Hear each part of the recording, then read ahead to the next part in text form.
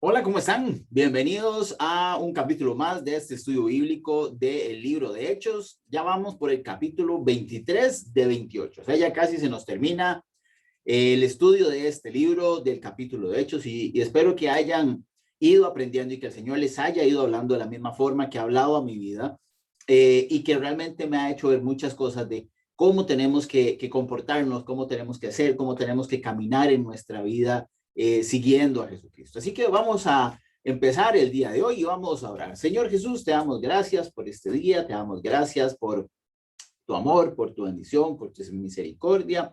Venimos presentándonos delante de ti, Señor, para que nos limpies, para que limpies cualquier cosa que haya ahí que estorbe nuestra relación contigo. Así que ponemos este tiempo que vamos a estar estudiando tu palabra para que tu espíritu nos revele cada una de las cosas y maravillas que tienes para nosotros y poder seguir creciendo. En tu nombre oramos. Amén. Como les decía, estamos en el capítulo 23. Pablo ha estado pasando por muchas cosas, llegó a Jerusalén, fue arrestado, trató de ganarse el favor de los judíos, ¿verdad? Pagando el rito del voto nazareo de otros muchachos, pero aún así alborotaron a unos que habían venido de Asia, ¿verdad? De las iglesias donde él había estado y que ya posteriormente habían alborotado antes, y, y alborotaron el pueblo, y entonces ahí tuvo que llegar el comandante romano, el que cuidaba ahí, que tenía, digámosle, la comisaría a cargo de esa ciudad, e intervino y se llevó a Pablo. Y voy a compartirles un poco la presentación de esta semana para que puedan ver la información. ¿Ok? Ahí la tienen que estar viendo. Ok, entonces estamos, capítulo 23, dice Pablo había sido arrestado. Se hace un gran alboroto y los romanos al darse cuenta que no podían castigar, entonces tampoco no entendían qué era lo que estaba pasando. Los soldados romanos decían, pero ¿por qué estos quieren matar a este? Cuando lo arrestan, les habla en griego. Entonces dice, no eres aquel de egipcio que había querido hacer sedición del pueblo. Y dice, no, yo soy ciudadano romano. Y entonces también ahí cambia la cosa para Pablo. Y entonces resulta ser que también manda a llamar, como no entendía, el sacerdote, el comandante manda a llamar a los sacerdotes para que le expliquen. Y aquí es donde estamos, habíamos quedado. Recordemos que la Biblia no ha sido escrita por capítulos ni versículos, sino que fue para una mejor comprensión y enseñanza que se escribió hace muchísimos años. Y por eso es que se corta, o creemos que se corta en algunos casos, pero no es una sola historia. Vamos a ver que durante muchos capítulos que hemos visto y que vamos a seguir viendo, la historia no termina ahí, sino que continúa en el capítulo anterior. Entonces, retomando Hechos 22:30 del capítulo anterior, dice, al día siguiente, queriendo saber con certeza la causa por la cual lo acusaban los judíos, lo soltó de las cadenas, ¿okay? Y mandó a venir a los principales sacerdotes. Era como un lugar donde estaban los sacerdotes, digámosle como si fuera un juicio. Dice que lo soltó y hizo llamar como para que ambos le explicaran lo que estaba pasando. Entonces mandó llamar a todos los sacerdotes, a los principales y a todo el concilio, y sacando a Pablo lo presentó ante ellos. Entonces quiere decir que los confrontó. Ahora sí, Hechos 23:1. Entonces Pablo, mirando fijamente al concilio, que estaba enfrente de ellos, dijo, hermanos, yo con toda buena conciencia he vivido delante de Dios hasta el día de hoy. Pablo, el que Pablo se convirtiera a Jesucristo no creo que haya sido de buen agrado para los sacerdotes. ¿Por qué? Porque recordemos que era Saulo. Saulo el perseguidor de cristianos, Saulo el celoso de Dios, que iba a hacer hasta lo imposible para cuidar las leyes, para cuidar las costumbres, para cuidar todo del concilio, del Sanedrín, de los sacerdotes, de los judíos. Y ahora están delante de Pablo, una persona diferente, una persona que, digamos, se convirtió a ellos, y era lo que muy posiblemente podían pensar. Pero en realidad Pablo no se convirtió por las costumbres. Pablo no se convirtió porque le ofrecían algo bonito. Pablo decidió seguir a Cristo porque encontró el amor de Dios en ese camino. ¿Okay? Y aquí también entonces a veces hablamos de que es que este se convirtió, es que el otro se convirtió. No, no nos convertimos a ritos, no nos convertimos a costumbres, no nos convertimos a reglas, nos convertimos a una relación con Jesucristo para caminar con Él. ¿Ok? Entonces, están ahí y les dice, ¿verdad? Y eran los mismos judíos. Dice, hermanos, yo con toda buena conciencia. Aquí trata de relacionarse con ellos más como de tú a tú, ¿verdad? Ya no les dice padres, sino que les dice hermanos. ¿Ok? Entonces trata de establecer una relación de igualdad. ¿De qué acusaban los judíos a Pablo? Y aquí vamos a devolvernos a Hechos 21-28. Dice así, gritando, israelitas, ayudad. Recordemos que aquí era cuando lo habían apresado. Este es el hombre que por todas partes enseña a todos contra el pueblo, la ley, este lugar, y además de eso ha metido un griego en el templo profanando este santo lugar. Entonces, ¿de qué lo estaban acusando ellos? De enseñar a los demás en contra del pueblo judío, lo cual no era cierto. Enseñaba contra la ley, tampoco era cierto. Enseñaba contra el templo, tampoco era cierto, porque hasta el mismo Pablo iba al templo a cumplir los ritos y requisitos y todo lo que un judío hacía. Pero también habían dicho de que había metido un griego en el templo, que tampoco había sido cierto. Entonces, utilizan todo esto para armar una causa en contra de Pablo. Para los sacerdotes esto era muy grave, ¿verdad? Que alguien hablara en contra del pueblo, alguien que hablara en contra de la ley de Moisés, alguien que hablara en contra del templo y que haya metido a un pagano, a un gentil al templo, eran delitos muy graves. Entonces, por eso es que ellos estaban ahí. Hechos 23:2. Seguimos. El sumo sacerdote Ananías ordenó entonces a los que estaban junto a él que lo golpearan en la boca. ¿A quién? A Pablo. Cuando Pablo se les dirige a ellos en forma de igualdad, entonces le dicen a los que, Ananías, el sumo sacerdote le dice, dele por la boca. ¿Por qué? Porque esto era como lo que estaba diciendo es una blasfemia, lo que estaba diciendo es mentira, entonces péguele por la boca para que no diga mentiras. Entonces Pablo le dijo, Dios te golpeará a ti pared blanqueada. ¿Estás tú sentado para juzgarme conforme a la ley? Y quebrantando la ley, ¿me mandas a golpear? Pablo le dice una frase que tal vez ya muchos hemos escuchado antes de Jesús, ¿verdad? Le dice pared blanqueada.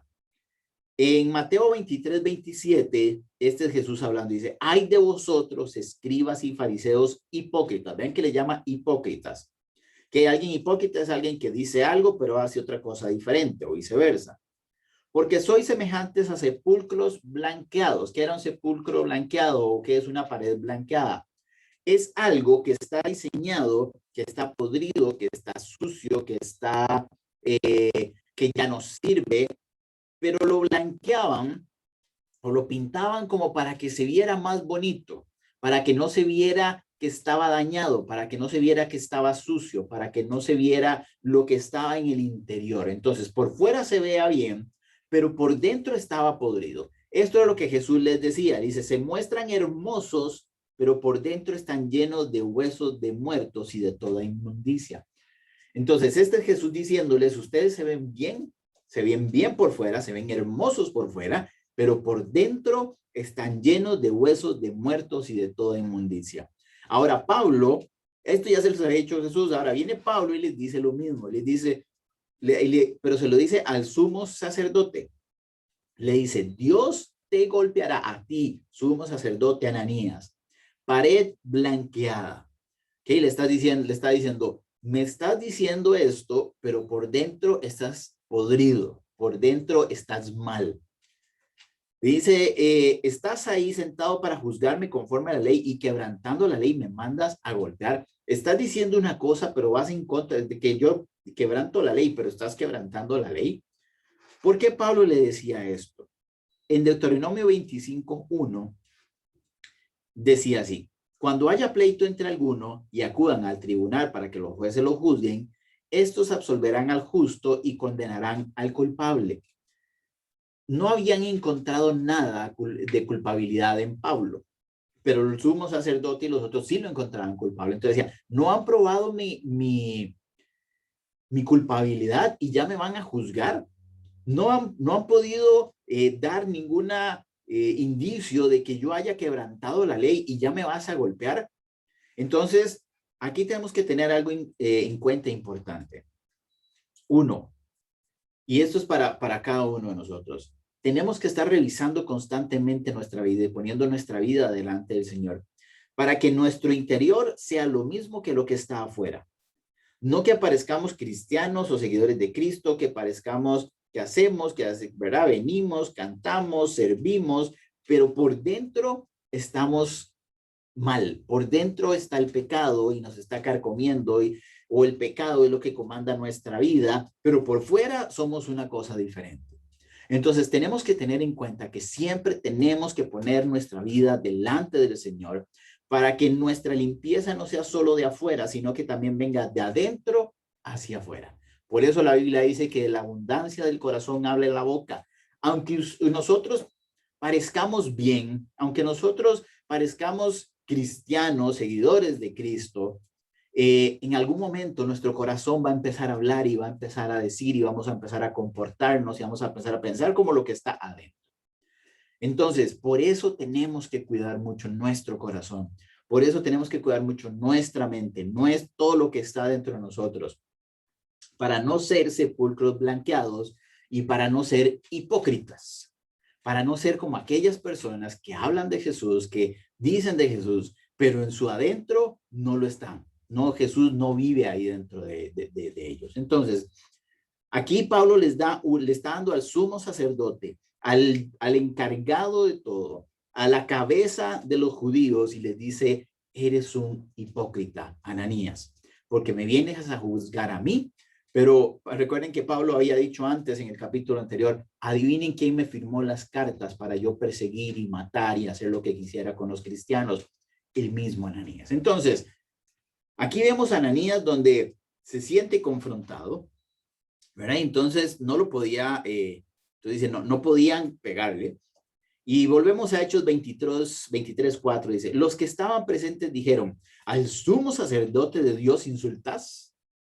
Pablo dijo, no sabía, hermanos, que fuera el sumo sacerdote, pues escrito está, no maldecirás a un príncipe de tu pueblo. Y aquí Pablo me llama la atención porque Pablo sabía quién era Ananías, Pablo sabía el puesto de Ananías, pero podríamos decir que es un poco con doble sentido lo que está diciendo, ¿verdad? Con una ironía lo que está diciendo.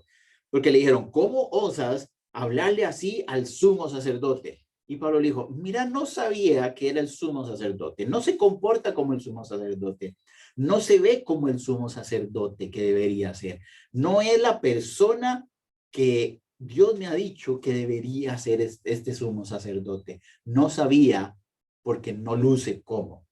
¿Okay? Y aquí también volvemos a lo mismo de nuestro corazón.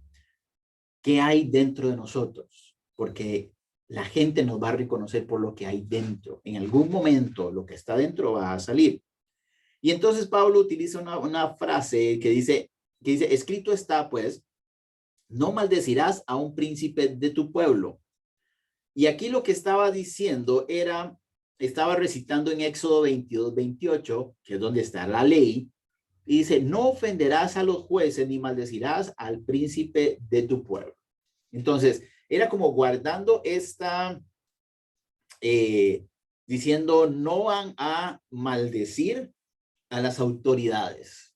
Pablo estaba diciendo, no sabía que ese era el sumo sacerdote, no parece, pero me retracto. Hechos 23:6. Aquí va a pasar algo interesantísimo, que todavía pasa en la actualidad, créanme. Entonces Pablo, notando que una parte eran de saduceos y otra de fariseos, alzó la voz en el concilio. Y Pablo fue súper inteligente, analizó quiénes estaban. Pablo siempre fue muy estratega cuando decía y cuando hablaba. Y dice que vio que habían dos bandos. Y ahorita les voy a explicar otra vez qué eran los fariseos y los saduceos. Pero entonces, cuando vio que habían dos bandos en el mismo lugar, dijo, hermanos, yo soy fariseo. Se identificó con una de las sectas. Hijo de fariseo, o sea, viene de herencia. Acerca de la esperanza y de la resurrección de los muertos se me juzga. ¿Ok? Entonces, en Palestina, en el siglo I, se habían creado dos facciones políticas prácticamente, donde estaban los fariseos y los saduceos. El Sanedrín, o el concilio de los sacerdotes de judíos, estaba compuesto por los dos. ¿Ok? Entonces, los fariseos eran estrictos en obedecer la ley de Moisés, pero agregaban una que otra ley, una que otra cosa ahí para su conveniencia. ¿Ok? Entonces, y esto iba a través de los siglos y la convertían en ley. Ejemplo, cuando le dicen a Jesús, ¿por qué tus discípulos no se lavan las manos? Como si fuera ley. No había nada en la ley que decía que no había que lavarse las manos, había que lavar los alimentos, pero no decía nada de las manos. Y ellos ya estaban juzgando a Jesús y a los discípulos por no lavarse las manos. Pero ellos lo habían instaurado como una ley. ¿Ya? Ahora en estos días es una práctica de salud, es una práctica que tenemos que hacer, lavarnos las manos, pero es por protección. ¿Ok? Pero no es una ley, no es que si yo no me lavo las manos, sí me puedo enfermar, pero no me condeno en mi salvación. ¿Ok? Recordemos que toda la ley nos dirige hacia nuestra relación con Dios y a nuestra salvación. Muchas de las cosas que habían y también eran históricos sociales en el momento. Pero bueno, sigamos. Después están los saduceos. Dice que protestaban contra las tradiciones humanas de los fariseos. Eran los que decían, ustedes agregaron esto y eso no estaba ahí. Y ahí era donde entraban en conflictos. Pero en un espíritu negativo, frío y mundano. Se burlaban de la fe de los fariseos, negando la resurrección de los muertos. Los fariseos sí creían en la resurrección de los muertos. Los saduceos no creían en la resurrección de los muertos.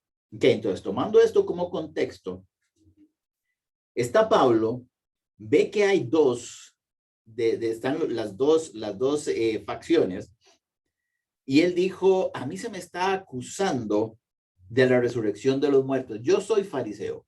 Mi padre fue fariseo.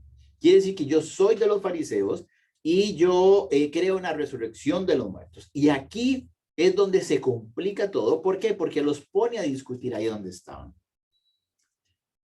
Entonces, cuando dijo esto, se produjo discusión entre los fariseos y los saduceos.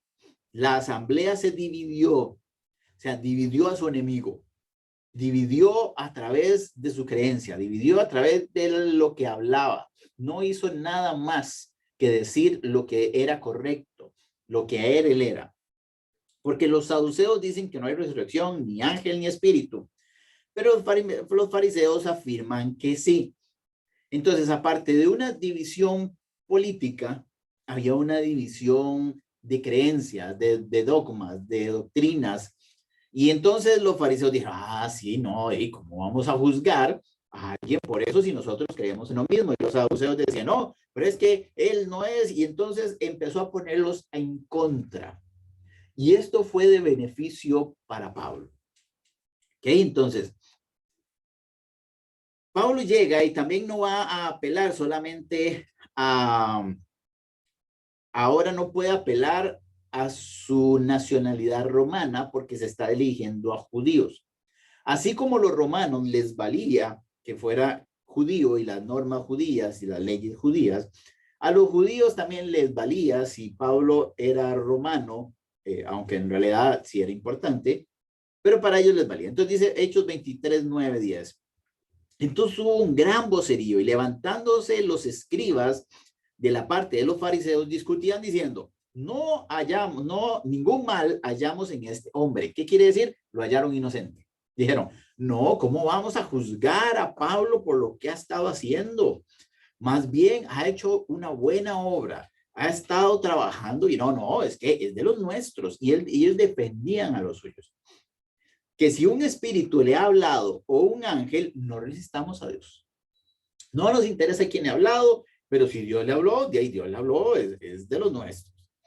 Cuando la discusión era cada vez más fuerte, el comandante, temiendo que Pablo fuera despedazado por ellos, o sea, se había puesto muy complicada la situación ahí, mandó que bajaran soldados, lo arrebataran de en medio de ellos y lo llevaran a la fortaleza. Y aquí quiero también que empecemos a ver algo. Quiero que empiece a notar los pequeños detalles que Dios hace en nuestra vida en medio de una adversidad. Que Pablo está encarcelado. Pablo lo estaban acusando. Pablo ya no tenía muchas cosas, ya no podía salir, ya no podía hacer. Y todos podríamos decir, Pablo está en una situación difícil. Pero vean cómo Dios usa diferentes cosas. Y aquí está utilizando a los romanos. Dice que la primera vez los romanos fueron los que lo sacaron y lo llevaron a la fortaleza. Y a Pablo no lo mataron. Ahora, dice que había una discusión y el comandante dijo, aquí van a matar a este chaval. Aquí van a matar a Pablo. Mejor saquémoslo y protejámoslo y llevámoslo a la fortaleza. Vean cómo Dios pone gente, pone personas para que nos cuiden. ¿Ok? Y si usted se pone a ver en su vida, Dios ha enviado personas o ha hecho cosas para cuidarlo en medio de una adversidad. Entonces los romanos todavía no entendían qué era lo que estaba pasando. ¿Ok? Pablo ya sabía que debía pasar por diferentes cosas de regreso a Jerusalén. Había anunciado en todas ocasiones de que su vida era para el Señor, pero el viaje no había acabado. Dios le iba a dar una nueva misión. Jesús le iba a dar una nueva misión. Ir a Roma. Y Pablo había querido ir a Roma, pero no había tenido el momento. En Hechos 23:11, aquí está Pablo en una celda en la fortaleza del comandante, ¿verdad? De los romanos, donde está cautivo, está preso. Y le dice Hechos 23:11. A la noche siguiente se le presentó el Señor y le dijo, ten ánimo, ¿ok? Ya habíamos visto una vez donde Pablo había tenido miedo. Pablo en un momento dijo, lo estaban queriendo matar, ¿verdad? Y había tenido miedo y el Señor se le presentó y le dijo, ten ánimo. Y después de esto, Pablo llegó y dice que estuvo mucho tiempo predicando y eso le dio fortaleza. Y aquí está otra vez el Señor y le dice, ten ánimo, Pablo, pues como has testificado de mí en Jerusalén, o sea, has dado testimonio de lo que yo he hecho en tu vida aquí en Jerusalén, así es necesario que testifiques también en Roma. Entonces, Jesús le está dando una nueva misión. Dijo, ya testificaste, recordemos cuando les dice a los apóstoles, y me serán discípulos en todas las naciones, en Judea, en Samaria, en Jerusalén y en todas las naciones. Pablo era el que había ido a las naciones. Pablo ya había ido a Asia, había ido a Grecia, había ido a Siria, había estado y ahora estaba en Jerusalén, pero tenía que ir más allá. Entonces Jesús le dice, el Señor le dice, necesito que vayas a Roma. Imagínense esa indicación y Pablo dice, a ver, Señor, estoy encerrado, me quieren matar. No es nada más como que yo voy a decir al comandante romano, el Señor me acaba de dar una misión, entonces me voy a ir a Roma. Con su permiso, muchas gracias y salgo. Porque en el momento también en que yo pongo un pie afuera, están los judíos esperándome para matarme. Entonces, Señor, eso está difícil. Pero el Señor le dice, ten ánimo. Cuando utiliza la palabra ten ánimo, la vamos a ver varias veces en la Biblia y me encanta esta parte porque Pablo estaba desanimado. Y entonces le dice, cuando dice ten ánimo, es una palabra griega que es tarseo, que se traduce como confía. En varias ocasiones Jesús la utiliza. En Mateo 9:2 dice, y sucedió que lo llevaron a un paralítico tendido sobre una camilla. ¿Se acuerdan de esta historia? Y al ver Jesús la fe de ellos, le dijo al paralítico, ten ánimo, tarseo, la misma palabra.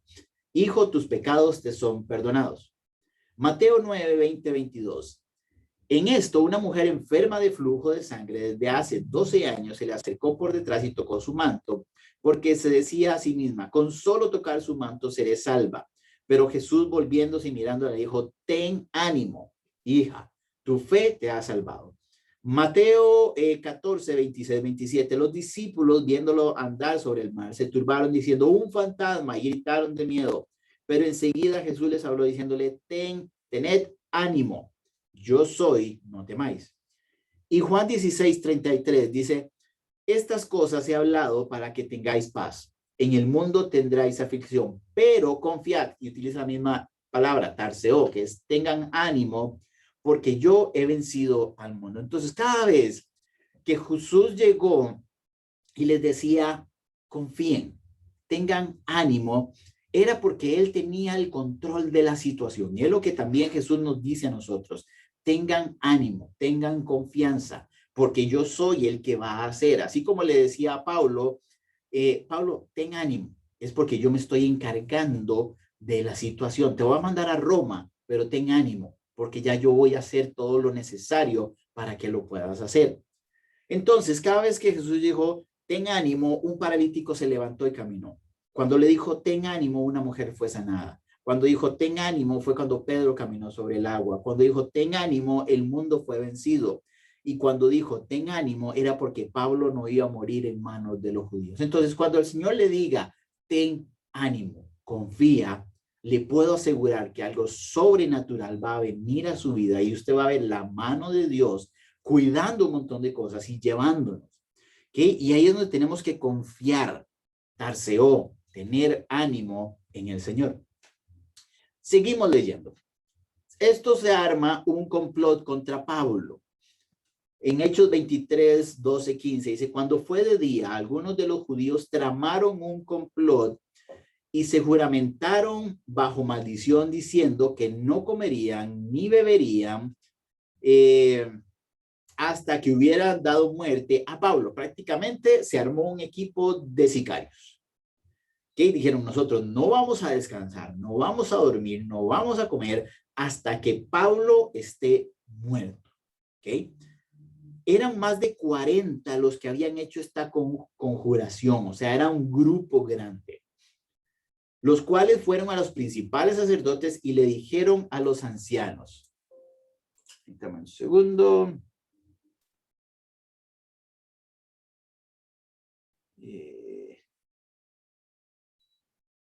Que aquí se me está acabando la batería. Vamos a hacer una pausa. Y aquí no sé dónde está. Ok, ya volví. Vamos a ver, ahí tienen que estar otra vez viendo la pantalla. Ahora sí, la compu se está quedando sin batería. Ok, entonces, resulta ser que habían 40 personas que querían matar a Pablo, fueron donde el sumo sacerdote, los principales sacerdotes y los ancianos, y dijeron, nosotros nos hemos juramentado bajo maldición, y vean lo complicado. Dice juramentado bajo maldición, ya algo había oscuro en su corazón. Que ya cuando dice es que lo hicimos bajo maldición, es cuando empezamos a dejar que Satanás entre en nuestro corazón y empieza a hacer cosas que no son. Entonces, a no gustar nada hasta que hayamos dado muerte a Pablo. Ahora pues, vosotros, con el concilio, requerid al comandante que lo traiga mañana ante vosotros, con el pretexto de que queráis indagar alguna cosa más cierta acerca de él. Y nosotros estaremos listos para matarlo antes de que llegue. Entonces, había todo un complot. Y dijeron, ¿por qué no lo llaman? Y en media sesión, nosotros nos vamos a tirar encima y lo vamos a matar. No importa si a nosotros nos matan, no importa lo que nos pase a nosotros, pero este hombre va a morir. Entonces, al parecer, los sacerdotes estuvieron de acuerdo. ¿Ok? Entonces, Hechos 23, 16.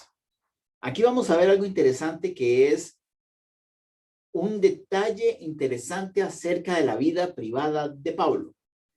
Y es que Pablo tenía un sobrino. O sea, Pablo no era hijo único, es que tenía más hermanos. Hechos 16, 21. Pero el hijo de la hermana de Pablo, entonces ya sabemos que Pablo tenía una hermana y esta hermana tenía un sobrino, un hijo, oyendo hablar de la celada, o sea, él estaba ahí, puso atención, dice, y fue y entró en la fortaleza y dio aviso a Pablo. Aquí tenemos un detalle interesante. Pablo estaba encarcelado, pero podemos ver que estaba recibiendo visitas. Pablo, llamando a uno de los centuriones, dijo, lleva a este joven ante el comandante porque tiene cierto aviso que darle. Él entonces, tomándolo, lo llevó al comandante y dijo, el preso Pablo me llamó y me rogó que trajera ante ti a este joven que tiene algo que hablarte. El comandante, tomándolo de la mano y retirándose aparte, le preguntó, ¿qué es lo que tienes que decirme? Él le dijo, los judíos han convenido en rogarte que mañana lleves a Pablo ante el concilio con el pretexto de que van a inquirir algunas cosas más ciertas acerca de él.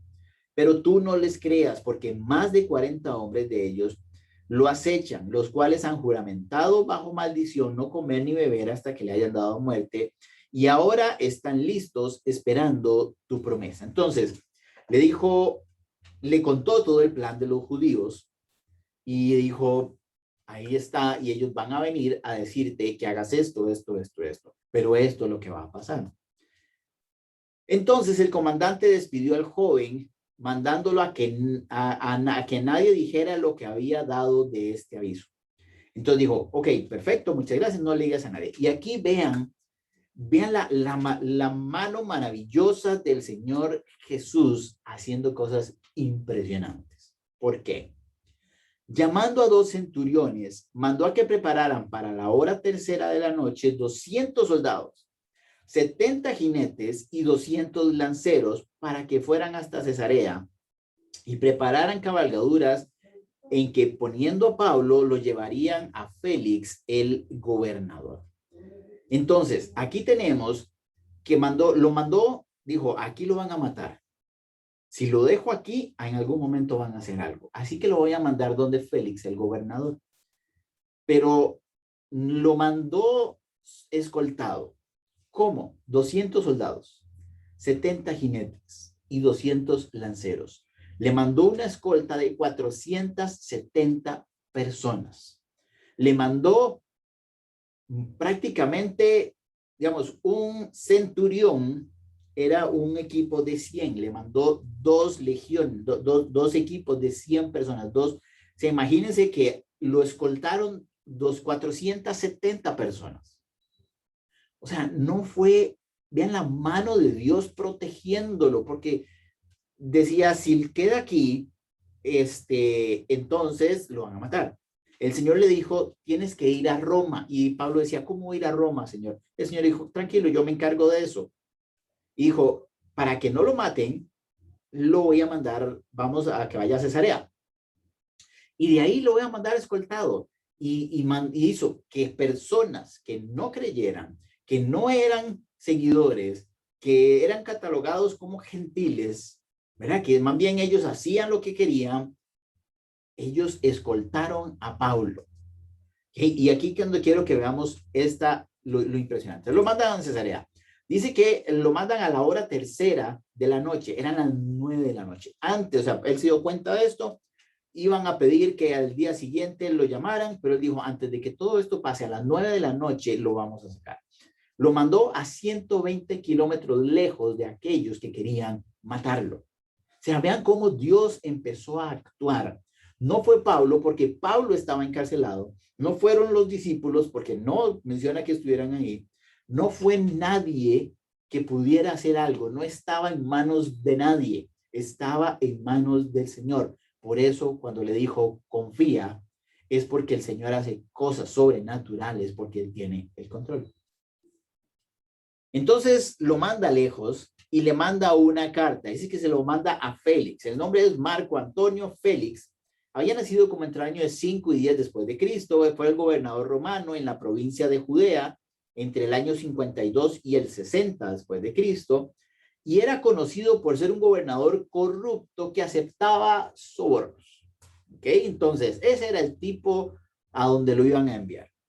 Hechos 23, 25. Y escribió una carta en estos términos. El comandante escribió una carta a Félix y le dice, Claudio Lisias al excelentísimo gobernador Félix, salud. Ya sabemos el nombre de este comandante, Claudio Lisias. Este comandante fue el que lo protegió, era el comandante que lo cuidó, fue el comandante que Dios usó para que inclusive lo sacaran de donde estaba. A este hombre, aprendido por los judíos y que ellos iban a matar, lo libré yo acudiendo con la tropa, habiendo sabido que era ciudadano romano. ¿Okay? Al principio no sabía, pero... Y queriendo saber la causa por la que lo acusaban, lo llevé al concilio de ellos. Y hallé que lo acusaban por cuestiones de la ley de ellos. ¿Okay? Entonces le dijo, esta persona lo cuestiona por la ley que tiene, pero ningún delito tenía digno de muerte o de prisión. Entonces dijo, yo no encontré nada, pero vean lo interesante. No tenía delito de muerte o de prisión. Entonces, si nos devolvemos, Pablo estaba bajo custodia de los romanos. ¿Estaba en prisión o no estaba en prisión? En realidad no estaba en prisión. Estaban cuidándolo, porque dice que no encontró nada de muerte o de prisión, pero lo tenían en la fortaleza para cuidarlo. Lo tenían en la fortaleza para que su vida no corriera peligro. Y el comandante romano no tenía ni idea de quién era Pablo. ¿Okay? Y por eso les digo, ahí es donde vemos la mano de Dios. Dice, pero al ser avisado de acechanzas que los judíos habían tenido contra este hombre, al punto de que lo he enviado a ti, intimando también a los acusadores que traten de ti, delante de ti, lo que tengan contra él. Pásalo bien. Quiere decir que subió o escaló el caso al gobernador. Le dijo, mejor arréglelo usted, usted tiene más potestad, porque si usted dice, aquí no hay nada, ellos no pueden hacer absolutamente nada. Lo que yo diga, la sentencia que yo diga, ellos no la van a aceptar porque solamente soy un comandante romano, pero lo que diga el gobernador es palabra firme. Entonces, dice los soldados en Hechos 23, 31, tomando a Pablo, como se les ordenó, lo llevaron de noche a Antípatris. Al día siguiente, dejando a los jinetes que fueran con él, volvieron a la fortaleza. O sea, ya nada más iban 70 personas. Cuando salieron de la ciudad, cuando ya estaba seguro fuera de Jerusalén, se quedaron solo 70. Y aún así, era un montón. Cuando aquellos llegaron a Cesarea, dieron la carta al gobernador, presentaron también a Pablo delante de él. El gobernador leyó la carta y preguntó de qué provincia era. Al saber que era de Cilicia, dijo, te oiré cuando vengan tus acusadores. Y mandó que lo vigilaran en el pretorio de Herodes. ¿Okay? Entonces, aquí tenemos que llega a, ¿verdad? Llega a donde Félix lee la carta y le dice, bueno, vamos a hacer una cosa. Voy a escuchar a quienes te están acusando y después tomaré una decisión. Pablo en Cesarea, vamos a ver en los próximos capítulos, va a pasar 2 años ahí en confinamiento en Cesarea. Okay, va a pasar mucho tiempo, inclusive donde Félix lo llama y le dice, bueno, y cuéntame qué es todo esto que está pasando, cuéntame de ese Jesús que has dicho. Y después de todo ese tiempo, vamos a ver cómo Pablo sale hacia otro lado, pero podemos decir que a partir de ahora, Pablo va a pasar 5 años bajo custodia de Roma, bajo custodia del imperio romano, del imperio más grande que había en ese momento. Pero si nos ponemos a ver, el que está detrás de todo eso es el poder de Dios. Así que no menospreciemos cada una de las cosas, cada uno de los detalles que Dios va a hacer en medio de la adversidad. A veces queremos que Dios venga y haga su poder milagroso, donde podamos verlo en su máximo esplendor, pero perdemos los detalles de cuando Él hace estas pequeñas cosas. Y ahí es donde realmente es donde está el poder de Dios. Cuando llegamos y teníamos que hacer un trámite y alguien nos dijo, ya esto, se abrieron las puertas y el trámite salió rápido. No sabemos por qué, no sabemos cómo. O pasa algo y las cosas empiezan a salir más fluido. ¿Okay? Ahí es el poder de Dios. A veces decimos, uy, qué suerte. No, no es suerte. No podemos decir qué suerte que Pablo encontró, cayó en gracia con, no fue suerte que cayó en gracia con el comandante. Era Dios el que estaba. Uy, qué suerte que lo hayan mandado con 470 personas cuidándolo. No es suerte, es el poder de Dios accionando en medio de la adversidad. Entonces, confíe que en medio de todo, el Señor es el que hace. El Señor es el que tiene el control. Vamos a hablar para terminar. Señor, te damos gracias por tu palabra, te damos gracias porque hoy hemos podido aprender grandes cosas para nuestra vida. Y una es que tenemos que confiar, que a pesar de la situación, a pesar de la adversidad, a pesar de lo oscuro que se vea el panorama, cuando nos dices confía, es porque tu mano es la que va a actuar. Cuando dices confía, es porque realmente estás haciendo y vas a hacer en medio de todo. Entonces confiamos y descansamos en que vas a hacer, Padre Santo. Así que también te damos gracias por cada una de las cosas que has hecho en nuestra vida y a veces creemos que no estás ahí, pero sí estás, sí caminas con nosotros, aunque tal vez no te vemos y creemos que las cosas suceden por suerte, pero en realidad no es suerte. Es tu poder y es tu misericordia sobre nuestra vida. Así que gracias, Señor, por esta palabra que hemos recibido el día de hoy. Gracias por las enseñanzas que nos has revelado a través de este capítulo número 23, que nos fortalecen y nos hacen seguir caminando confiados en ti. En tu nombre oramos. Amén.